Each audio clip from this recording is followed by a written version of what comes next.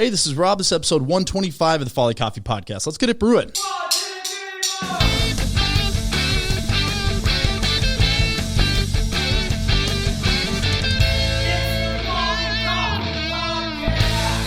All right. I am here with Tyler Liedman of Impossible Coffee. That was a really professional sounding intro, man. That was cool. I've said it several times on this podcast, but my buddy Kai is a professional musician. I texted him, said, I am thinking of an intro for this podcast I'm going to start doing.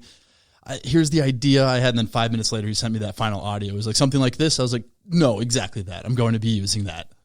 Very cool. I'm into it.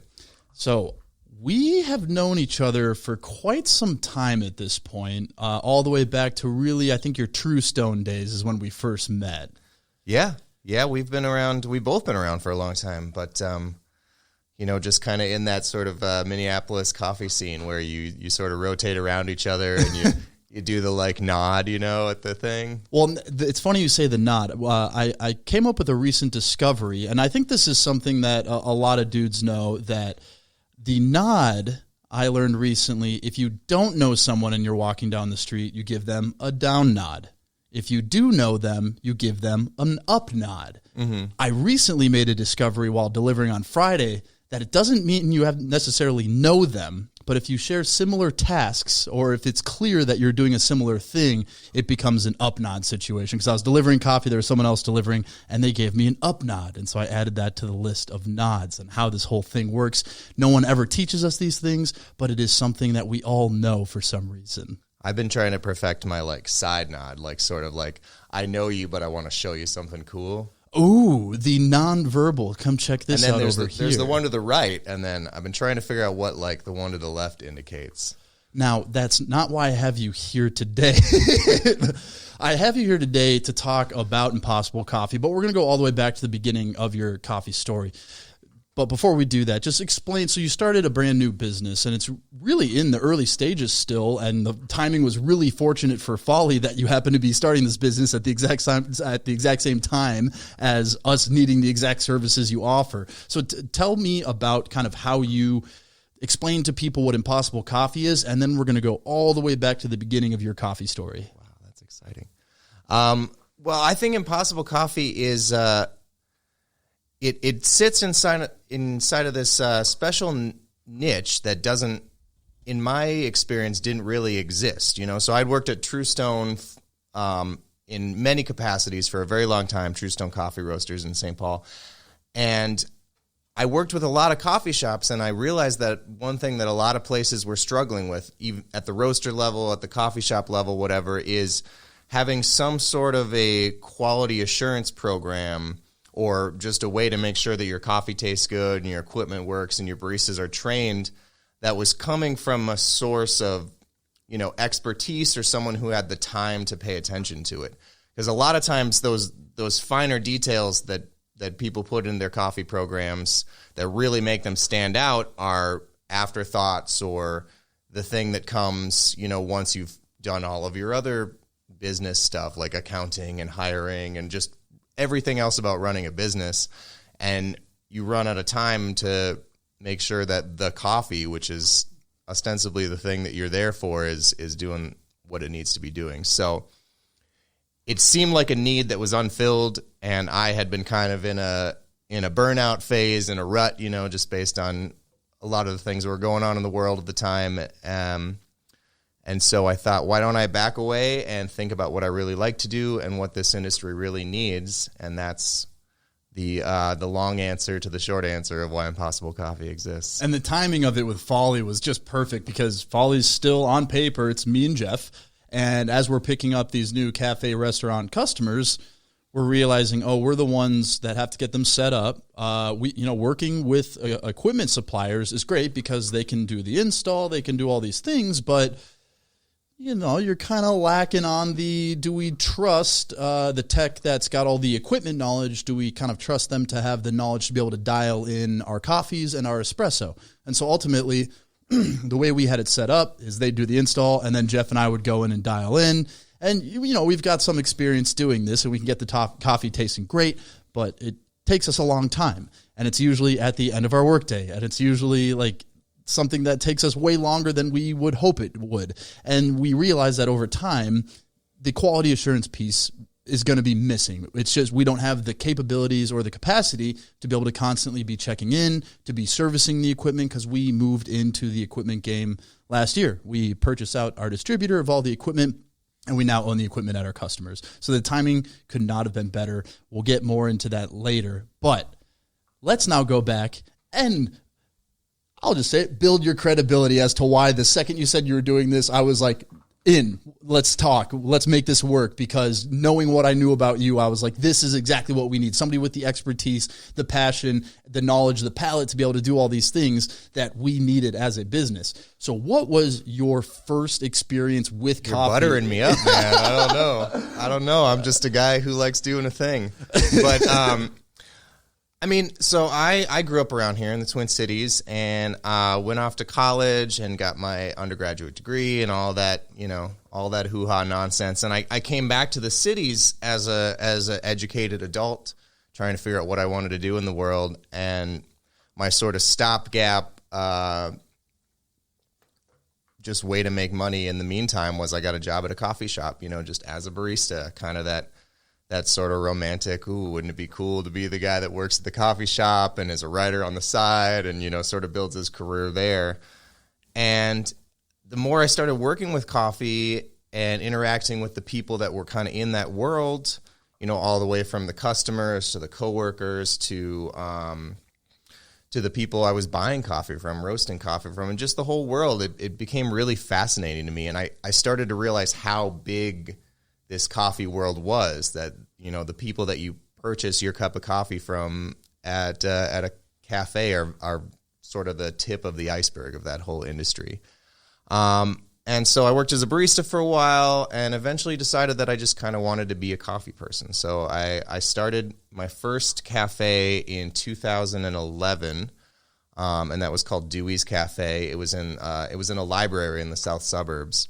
So I had my experience as a business owner, and that's how I got introduced to the brand True Stone Coffee, which is a roaster that's in St. Paul, just across the river here.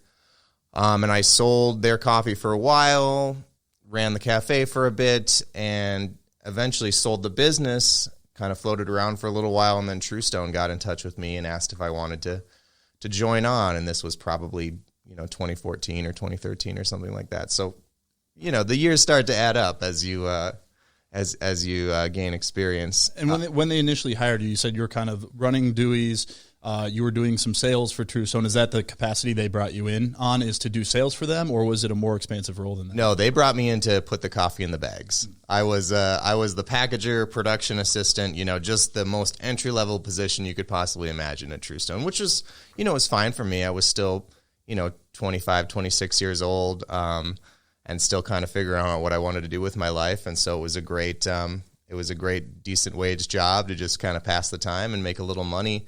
But again, I found that same thing, and where I started becoming more and more interested with what was going on in the industry, and started sneaking into a few cuppings or going to some of their visits at the importers or things like that. And eventually, I like to joke that I just kind of waited everybody out at True Stone and ended up just taking on all their jobs once they left. But I think really what it was I was allowed the freedom and autonomy to kind of explore new worlds, as long as it, brought things back to sales or, increased the brand awareness or, made us just generally more better at what we were doing. And so I was at True Stone for about 8 years and ended up getting into, the training and the quality assurance aspect of it, but also the green buying and the roasting. And, eventually it was kind of like the number 2 guy there at True Stone underneath the owner and sort of running the direction of the company, which was amazing, and then we really started building a great brand and really growing our influence, and eventually opened the True Stone Cafe in downtown St. Paul. And this was on, let me think, January 24th of 2020. Right. Mm-hmm. So a really great time to open. You can kind of see where the story's going, right? And so we were open for about 6 weeks, and then pandemic, lands on the world. We close down for a few months. The entire staff of the cafe and the roastery is laid off, and, myself included. So just Bruce, the owner, just kind of doing his thing for a few months.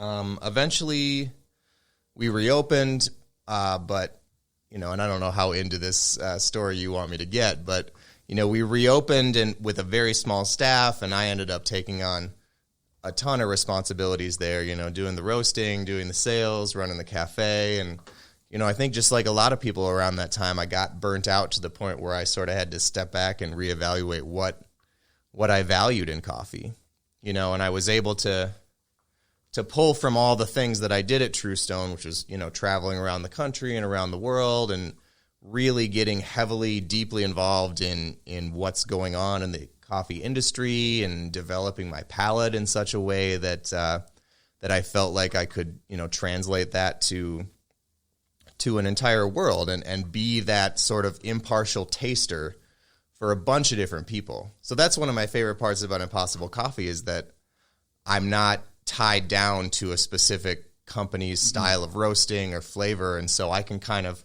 taste the rainbow and get to experience a bunch of different things and also, be an impartial judge of what somebody's doing and try to work individually with these people to help their coffee programs and their customers' coffee programs really, be the best they can be. When you have this idea that I want to start my own business, I'm always fascinated by the initial steps because especially in coffee, it seems like everybody you've met that works in coffee has an idea or a business idea or like someday I'm going to start this. And I'm always fascinated by the first steps because they're often simple, but it's what puts everything in motion. So I'm curious, in your mind, what was the first like real step from this is an idea, this is something I'm thinking about doing, I have this knowledge now, this experience in the industry to this is now a real business that I'm starting? Right.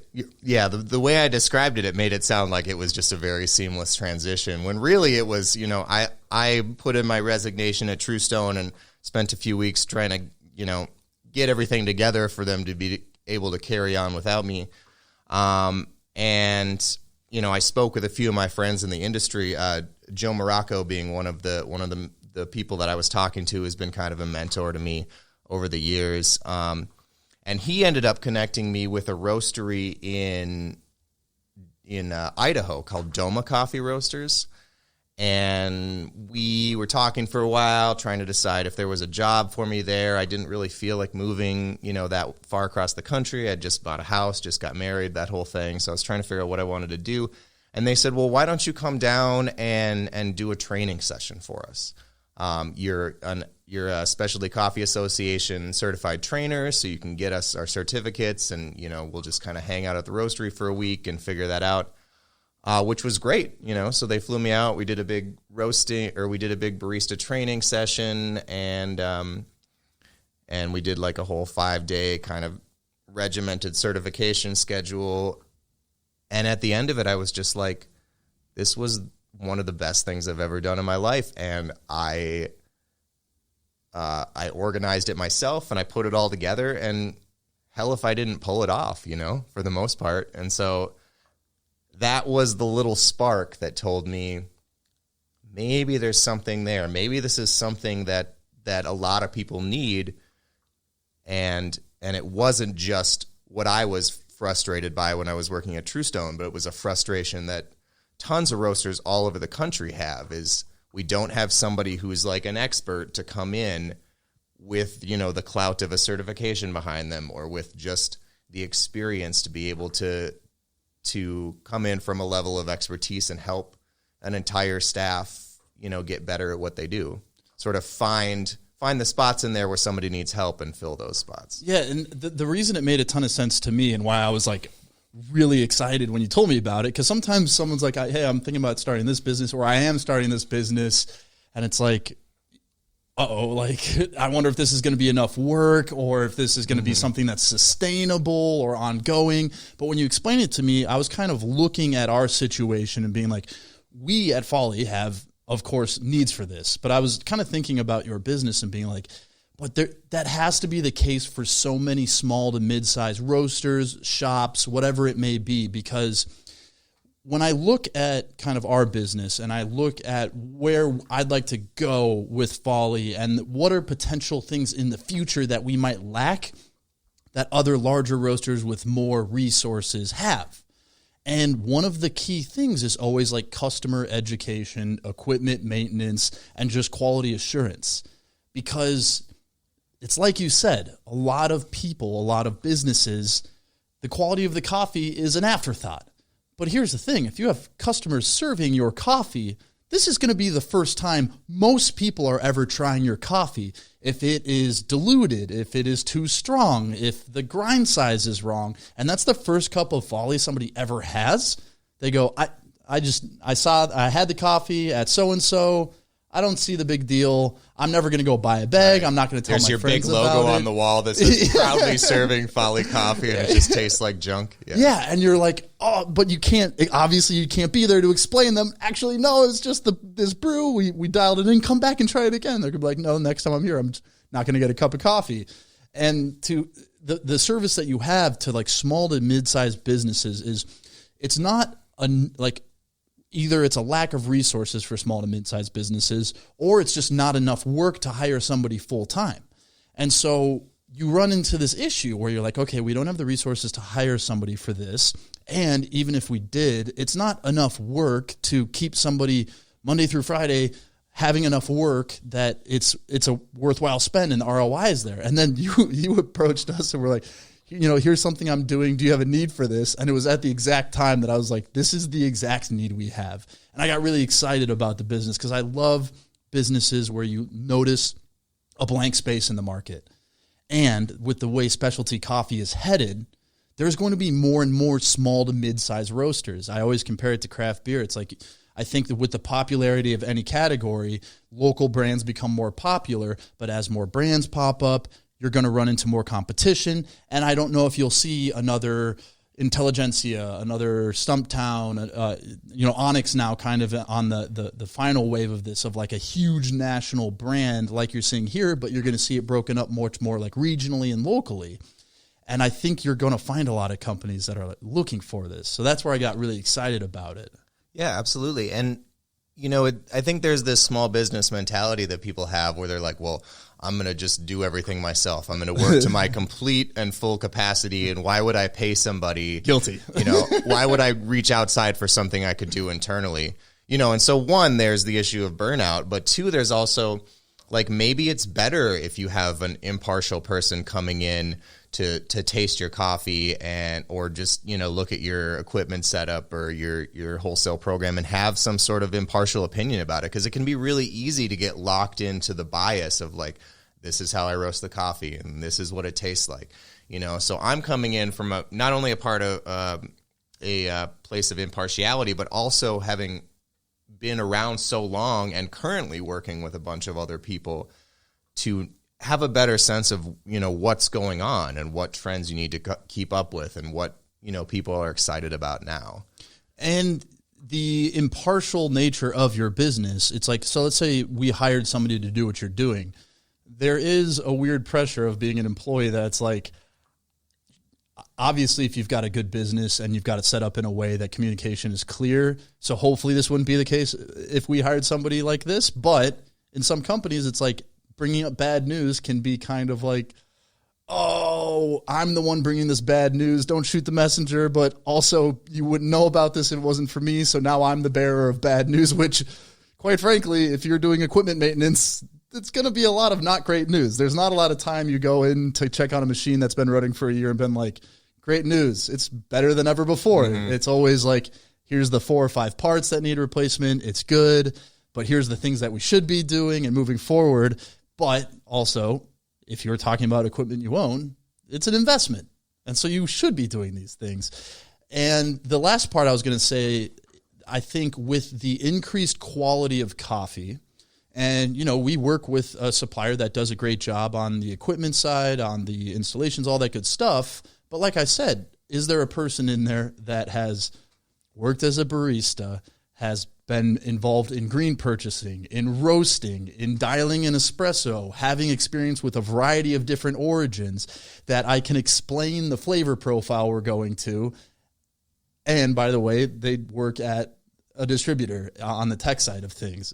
That doesn't really exist. Yeah, it checks a lot of boxes. I'm pretty excited about it. I think it's something that everybody needs, and the challenge now is like, how do you get the word out to people?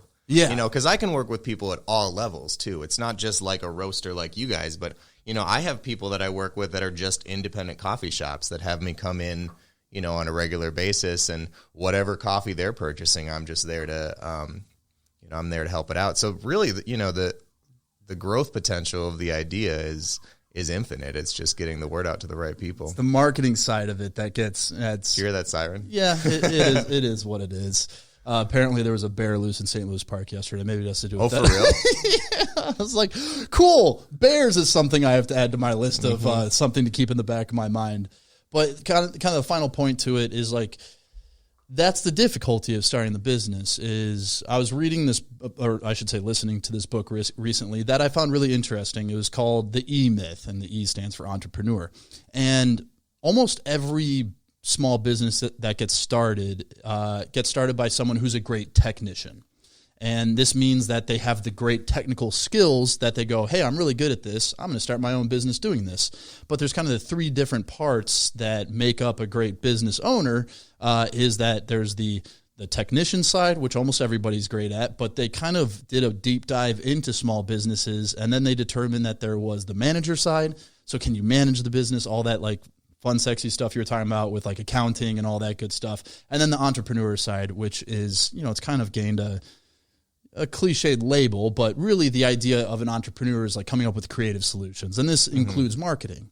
And the upside of the coffee industry is that word of mouth is pretty great.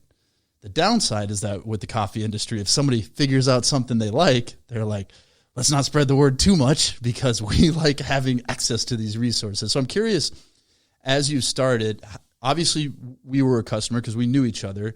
Do you have a plan in place as to how you're going to like get the word out, or how you're going to kind of continue to market yourself to find new companies and find new shops to be able to work with and educate and do everything that might be needed for like equipment or cleaning programs or anything like that?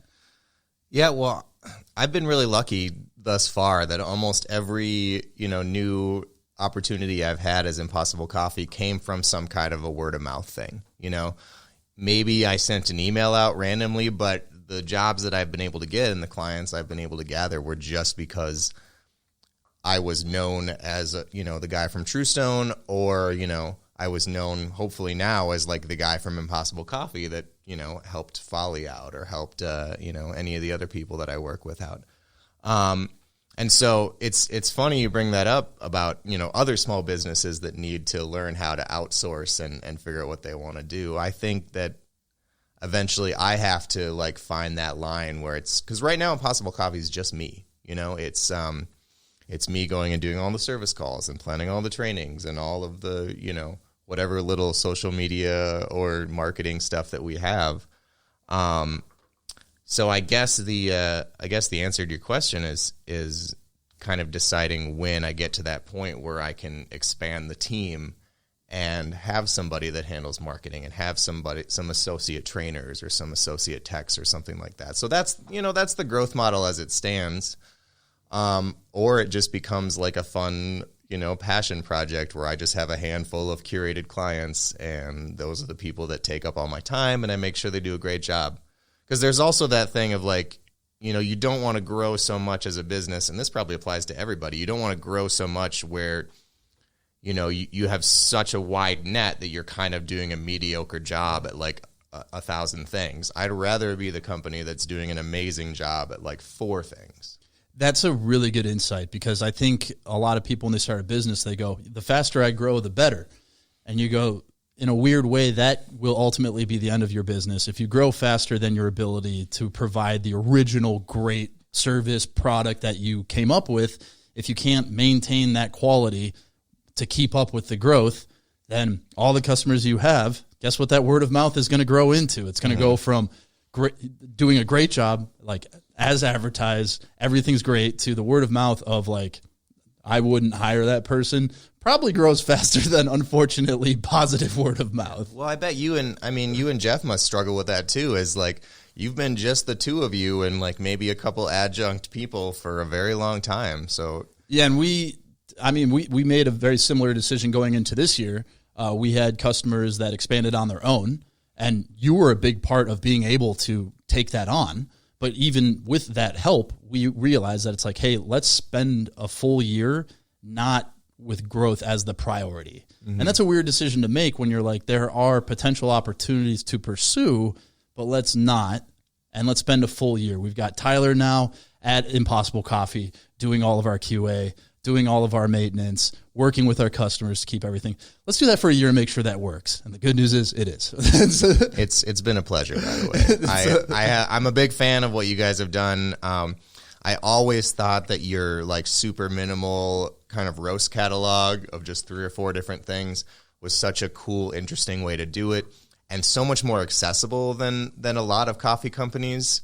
You know, with the products they put out, it's like just, you know, for industry people, they know what it means, but just the stuff that ends up on the bag can be so indecipherable to the general consumer. Yeah, but it's that constant balance that of growth versus product or service. Sure, yeah. And that's kind of the realization we had late last year, as everything is like really coming back, opening back up, customers expanding, you know, new retail locations, that I realized, thankfully, ahead of time, that I was like, oh, if we continue at this pace, the growth is going to outpace our abilities.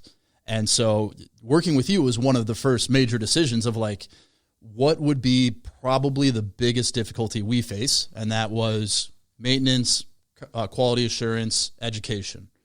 And I was like, okay, and you're thinking about hiring, and you're like, we're not quite there from a resources standpoint. That doesn't make, and so meeting you, and I started like looking at educational resources, and some distributors are like, we do this, and then you reach out, they're like, we don't anymore. Like, mm-hmm. I think COVID shut it down for a lot of people, even if they were, and if they were, it was like, yeah, if you are our existing customer, or it's this or that.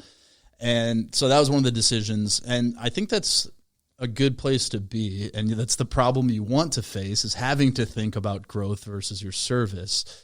What has been the biggest challenge, or maybe not even challenge, but like biggest unexpected thing to come up as you've started the business? Is there an assumption you had going in that has kind of flipped on its head, or has there been any unexpected challenge or anything like that from starting a business to like actually being in it?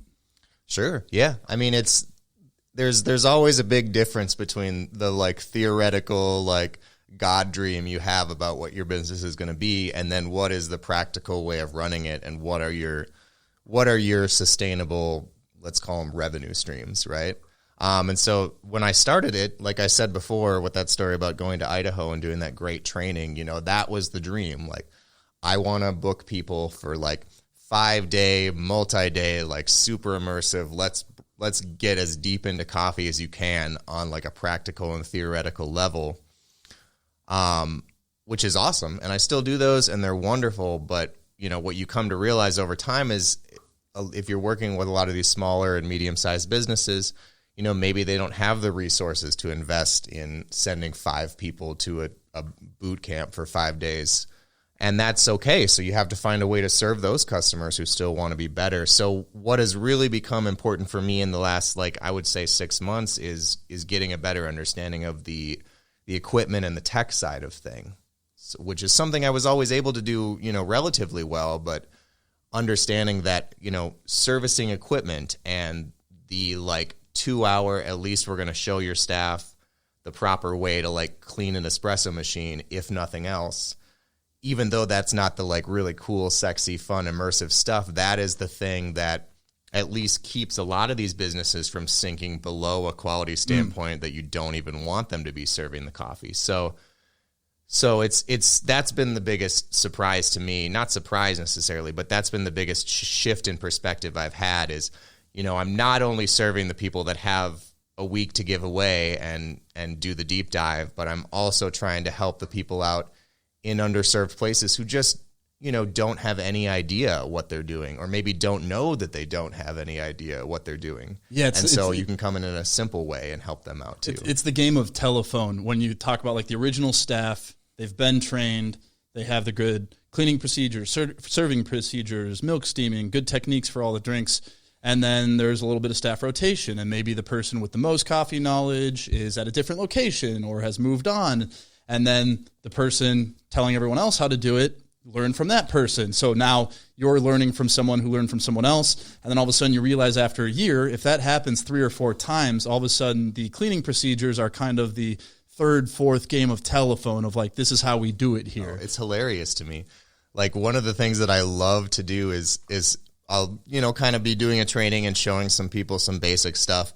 And I'll get to a point where someone will go, oh, well, we do it like this. And my favorite thing to do is go, okay, why do you do it like that? Yeah. And then we start to kind of trace this game of telephone. And usually it's like, well, somebody told me that. And then we kind of back up and go, well, practically and like just physically and whatever aspects of coffee it involves, like why is that the thing that you do? And could there be a better way to do it?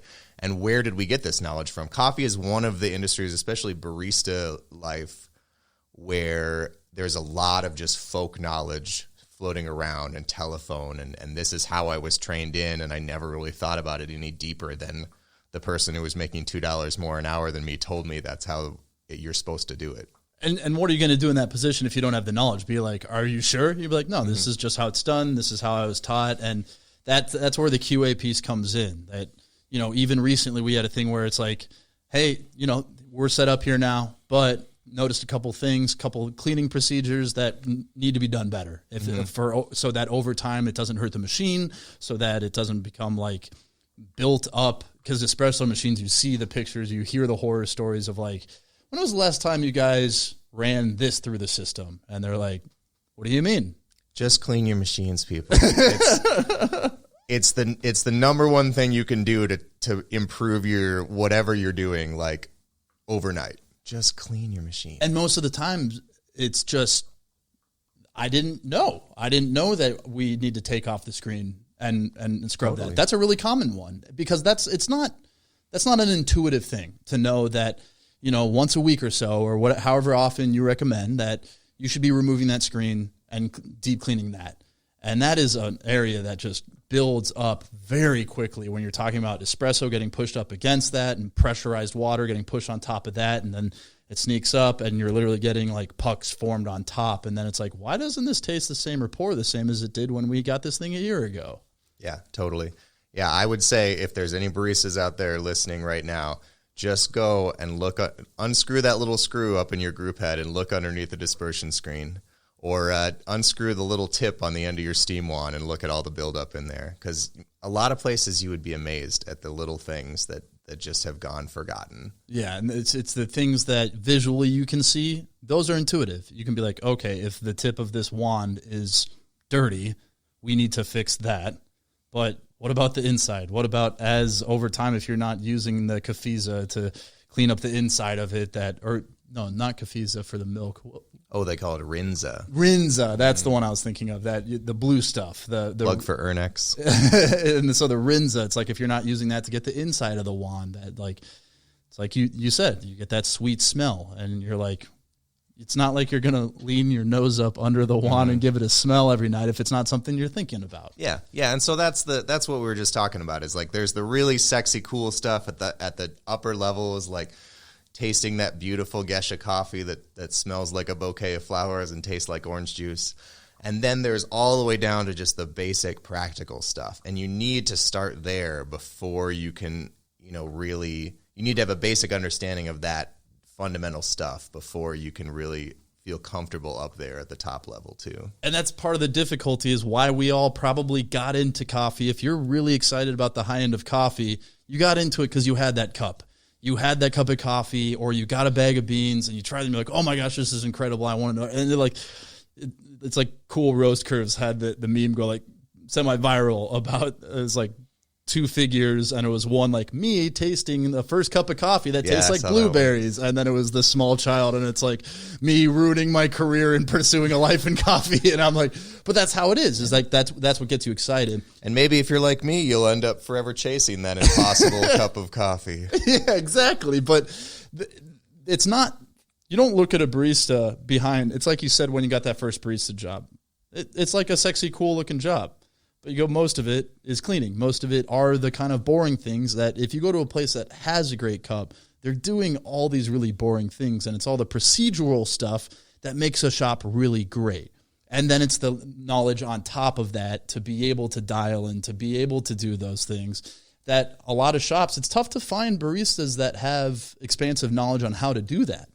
And that's kind of where like this QA piece is difficult, is you've got differing opinions and strategies and techniques for dialing in, for batch brew, for little quick fix-its if this isn't quite right. I've got this little trick I do, and then you go in and you're like, why are you doing that? Oh, I've been doing this for years. It's just how we do things here. Mm-hmm. Yeah, and I think we also have to remind ourselves, as much as we're caring and passionate about this, what we do as specialty coffee roasters is a pretty niche world. Even inside of the cafe, like 80% of the drinks that get made, they're mostly milk and sugar.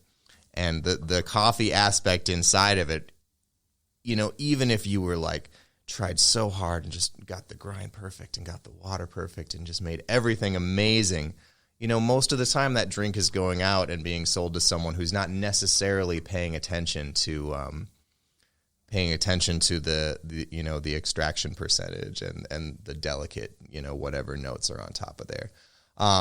That's not to say we shouldn't try to do a good job, but I think realizing that what we do is a very small part of a much larger world. Yeah, and it's even with lattes, it's like really your hope is if someone's getting a latte or cappuccino, even if they're adding sugar to it, it's like a base great espresso, a properly steamed milk is going to put it above the standard latte that they're used to. And I think sometimes as specialty roasters or specialty shops, we feel this impulsive need to explain to you why. It's like you won't fully appreciate this unless I tell you where the coffee came from, how it was roasted, how we dialed. But most people, you just want them to come back to that shop because they know it has a really killer latte. Most people won't stop and ask, why does it taste like this? How did you get it to taste like that? But that's growing, maybe at a slow pace.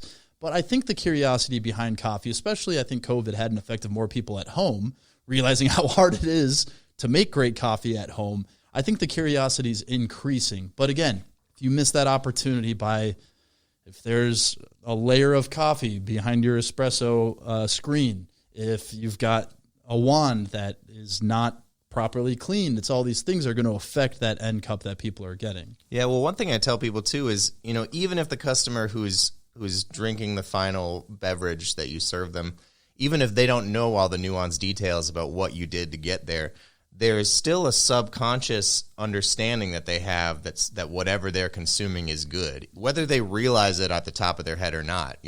Your work does carry through, even though the person drinking it may not consciously notice, but it'll be translated by that person coming back. Yeah. Or spreading the word or whatever that is. People's intuitive ability to taste what's good, I think on the coffee side, we're like, they don't even know what they're drinking. It's like, but they know if it tastes good or not. Mm-hmm. Everybody has a coffee taster inside them. You just got to learn how to access it. Now, I will say most people do not have the ability to describe why.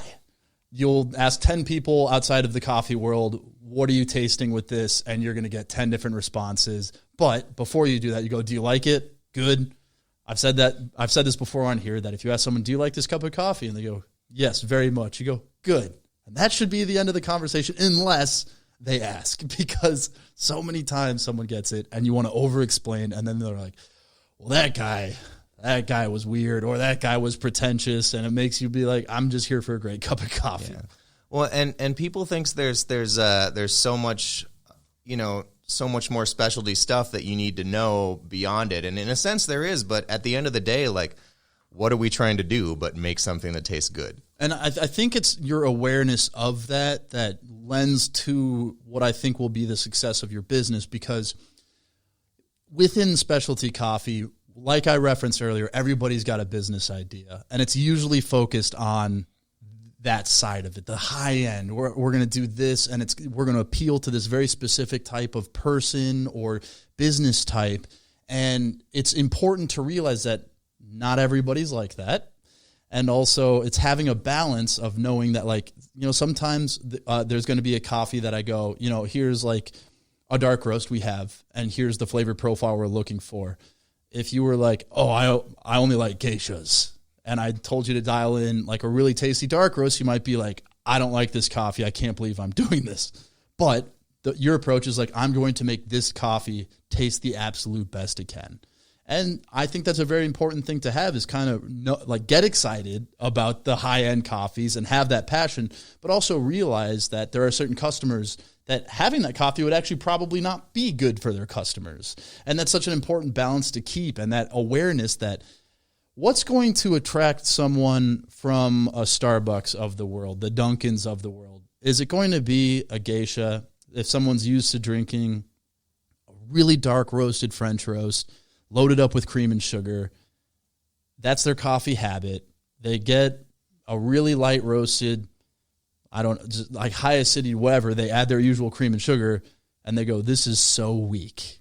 And if you don't have the opportunity to describe why that might be the case, there are certain cases where you want a really rich cup of coffee that's got enough roast on it so that it holds up to most people's coffee drinking rituals, but hopefully with good enough flavor that they realize, oh, I don't need as much sugar. I'm tasting more sugar than I normally do because the intense bitterness of this French roast is not at constant battle with the amount of sugar and cream needed to be able to drink it. Yeah, that's something that I had to fight against that impulse for years. You know, I didn't come to this like sort of egalitarian coffee conclusion like overnight. It was many years of just being upset that people didn't appreciate, you know, the nuanced notes of the beautiful, like, bright floral coffees that I was drinking, and saying, well, I don't like coffees that taste sour. And I railed against it for so long. It's not sour. You don't understand how beautiful this cup is. Yeah, and then I realized, you know, I'm not here to tell people that they don't like what they like, or try to push people away from whatever preferences they've come to naturally. You know, I mean, and even inside the nuanced tasting world, like if you're a long-term coffee taster, it doesn't mean that what I think makes a cup of coffee good and complex and fun and harmonious is the same thing that you will, because we've come from completely different flavor experiences or different coffee communities, or, you know, just different things that we like to eat when we were kids, you know. And so for me to come in and say that the way that I experience coffee and enjoy it is the way that you should too is not really fair. Yeah, but also I think as coffee professionals, we all know which coffees to give someone. That's like, oh yeah, okay, you drink this? Here, try it. You know, it's literally that meme that it's like, this is a natural Ethiopian Yirgacheffe. Try this and let me know what you think. And they're like, what the hell? It tastes like blueberries. You weren't even joking. And you're like, okay, we've got the first foot in the door. But there are certain types of coffees that are kind of cool to be able to open up that world. Now, we'll end the episode on, I've got just 2 questions, and I'm putting you right on the spot here. And it's going to be about, what are the most common mistakes you see baristas make? First, on the cleaning side, because this is something we've talked about at length on this episode. What is the number one mistake you see? And this could be from your entire time as a barista, your time at Truestone, your time with Impossible Coffee. What's like the number one recommendation you see across the board of probably the most common mistake you see people making from a cleaning procedural side? Well, we talked about the dropping the dispersion screens and the gunk that gets under there. And, you know, I think most people, I would say a majority of coffee shops have an understanding of that now. But the one that I think is still lagging behind is keeping your grinder clean. So that not only includes like purging your grinder when you're like changing a grind setting or changing a new coffee, or even just like approaching your grinder overnight as it's had coffee sitting in it, but also like on a weekly basis, taking that hopper off of there and, you know, taking a vacuum or a brush and cleaning the burrs, or running some sort of a cleaner like grinds through. Grinders are, I always tell people, they are the most important tool in your coffee shop, and they're also one of the most neglected. So there, I had an answer in the can for you. That's a great no, and it's not intuitive. It's a great example of something that's totally not intuitive. You're like, why do I have to clean this? It doesn't touch any liquid. It's people know that you have to replace burrs over time as they get less sharp and they get dull. But yeah, you don't instantly think of like how often or how are we cleaning our grinder. Now on the service side, coffee service, this could be espresso, it could be batch brew, whatever it could be milk.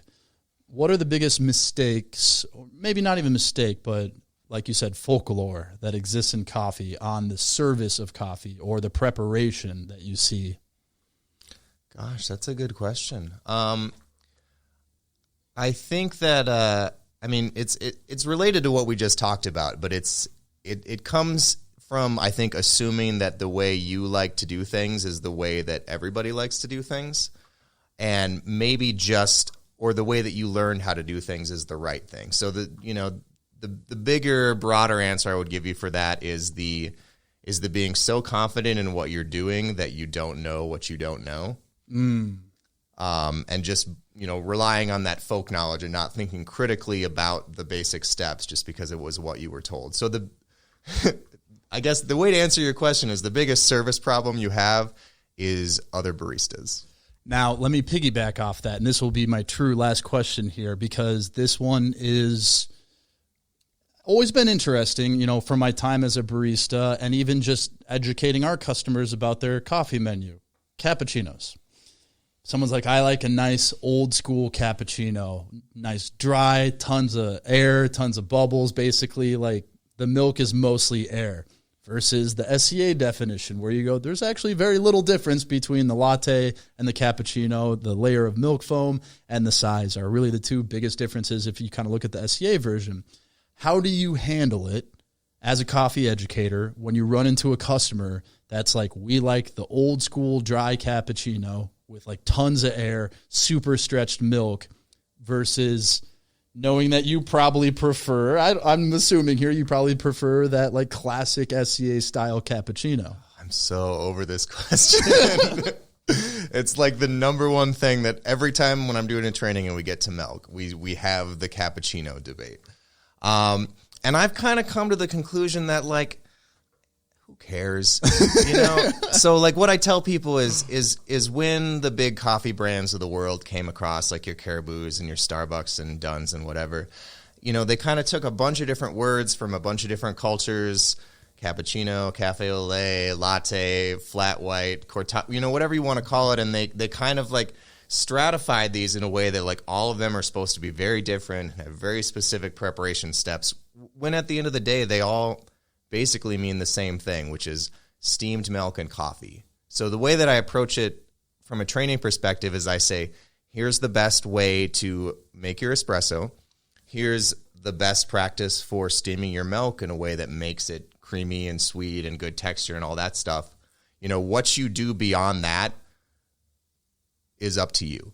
Just as long as you're doing it in a way that's like intentional. So if you have thought really hard and long about it and you say, this is how I want my cappuccino to be, and it's, a little bit more towards that kind of 90s style, big foamy, that's the way that you've decided to do it. And I have no say one way or the other. I'll tell you what the best way to steam the milk is, and I'll tell you how to best prepare the coffee. Smart.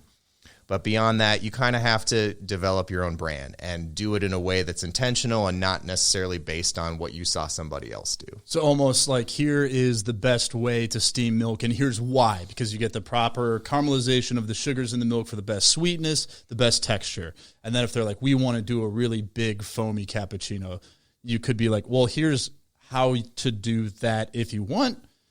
And then it's up to you. Yeah. Well, and the demonstration is a really powerful tool too. Is I can steam milk in a way that like you would say has the microfoam texture and is sort of the textbook definition, and then I can steam it the super foamy 90s way that's got a bunch of waves and cloudy looking and stuff. And if we taste them together, it's pretty obvious which one tastes better. So the power of the demonstration matched with like the Zen sort of attitude, like just do it the way that you want to, I think generally leads people in a direction that produces good results. And that provides people with a good tool. It provides baristas or servers a great tool if someone's like, Because the worry is they order a cappuccino and then you serve them, what I consider to be a proper cappuccino, and they're like, this is not a cappuccino. It doesn't have a thick layer of foam. To at least say, this is how we prepare it because we did a side-by-side and figured out it tastes better this way. And also the customer service side of it too, like, oh, did you want that? Because I can go prepare it the way that you like. I'm not here to make you feel bad for wanting something a certain way. But from the customer standpoint, I would advise to, me walking into a coffee shop and assuming that they do it the same way that a Starbucks or whatever would do it, that's kind of a weird presumption too. I wouldn't walk into a fancy restaurant and be like, give me a Big Mac. It better be exactly how. That's a great way to handle it. And I think that's also a great place to end. Plug your social, plug your website. We'll put them in the show notes here. And we can go ahead and finish on that note. Awesome. Yeah, so it's impossible-coffee.com, and the Instagram handle is @coffeeimpossible. And like I've said, I'm super open to working with people all the way across the industry. I have a lot of experience, and I really like meeting people where they're at and figuring out how to help them. So yeah, and then the last thing I'll say, because I should have included this earlier, is one thing also you do really well is, you probably learned this about me quickly, is I've got the best intentions with the scheduling and the time and the interaction, is you would follow up on everything. And we just got to a point that I was like, hey, you do it, send me what your plan to do is, and then I can just say yes or no. And it has saved me so much time with customers to know that you're actively thinking about the next visit, as opposed to me having to be like, hey, oh, shoot, when was the last time they got service? Oh, what was the last service? And you're just like, here it is, yes or no, here you go, here's the invoice, done. And yeah, so tell me what you're bad at, and we'll figure out how to make it better. And I was like, I'm clearly not doing a good job at this, so why don't, if you're open to it, can you do this? And you're like, hell yeah. And I was like, that's awesome. So shout out. I'm excited to continue working with you. I think it's a great business idea. And with already word of mouth, and then figuring out how to crack the code. And I wish I knew more about this, but cracking the code on how do we get people to figure out about it? Yeah, man, it's been a pleasure so far. I'm really excited to see what happens. Awesome. I will end it like I do every other episode and say, have a nice day.